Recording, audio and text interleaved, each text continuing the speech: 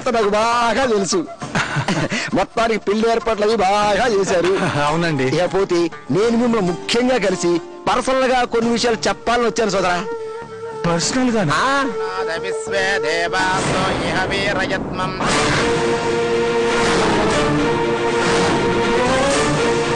బాబు గారు ఏం చెప్తున్నావు? అదే మీరిద్దరూ చిన్ననాటి స్నేహితులని బావా బావా అని పిలుచుకుంటారని మీ గురించే. ఓహో అదే. వాడికి నేనంటే అభిమానం అండి. రా లోపలికి వెళ్ళి మాట్లాడుకుందాం. ఎందుకు? నేను సోదరుతో మాట్లాడితే ఇక్కడే ఉంటాను. బావగారు చాలా పనులు ఉంటాయి. రా లోపలికి వెళ్ళి మాట్లాడుకుందాం. రా.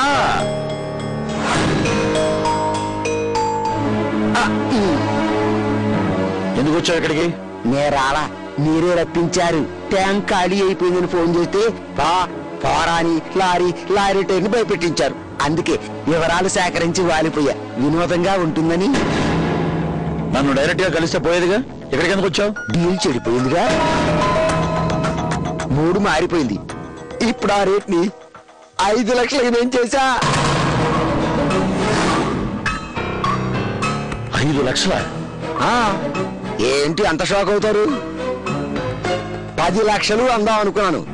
ఎదవ టంగ్ స్లిప్ అయ్యి 5కు ఓకే అయింది. మీరు ఓకే అంటే నా నోటి తాళం పడుతుంది, లేకపోతే మళ్ళీ టంగ్ స్లిప్ అవుద్ది. సైలెంట్ గా నువ్వు వెళ్ళు, నేను పంపిస్తాను. ఎక్కడికి? పైకా? నే బతికి ఇంకా తాగాల్సిన ముందు చాలా ఉంది. ఆ కనకమహాలక్ష్మి కళ్ళారా చూసి చేతులారా తీసుకున్నాకే కదులుతా.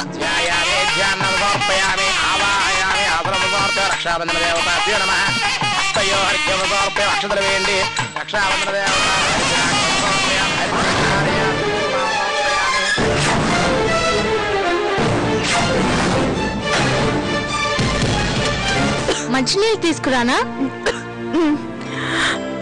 ఇక్కడెక్కడ ఉన్నట్టు లేదు. కిందికెళ్ళి ఫ్రిడ్జ్ లో నుంచి తీసుకొస్తాను. సరే.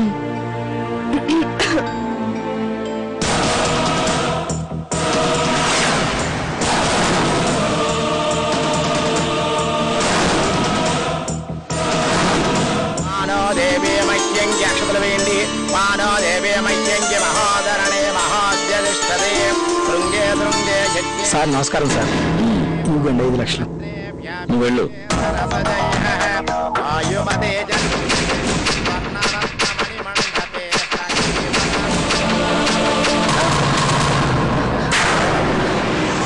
సారీ. సరే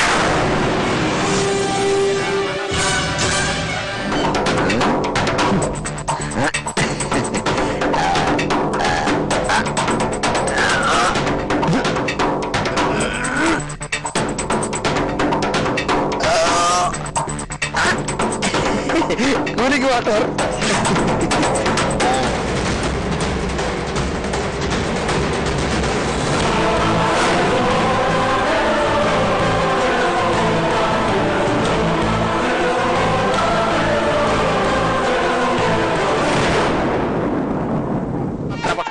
పూజయాం సమర్పయామి. రక్షాబంధన దేవత అనుగ్రహ ప్రసాద సిద్ధిరస్తు. తథాస్తు. ఇదిగో నువ్వు అడిగిన డబ్బు. మర్యాదగా తీసుకుని బయటికి పో.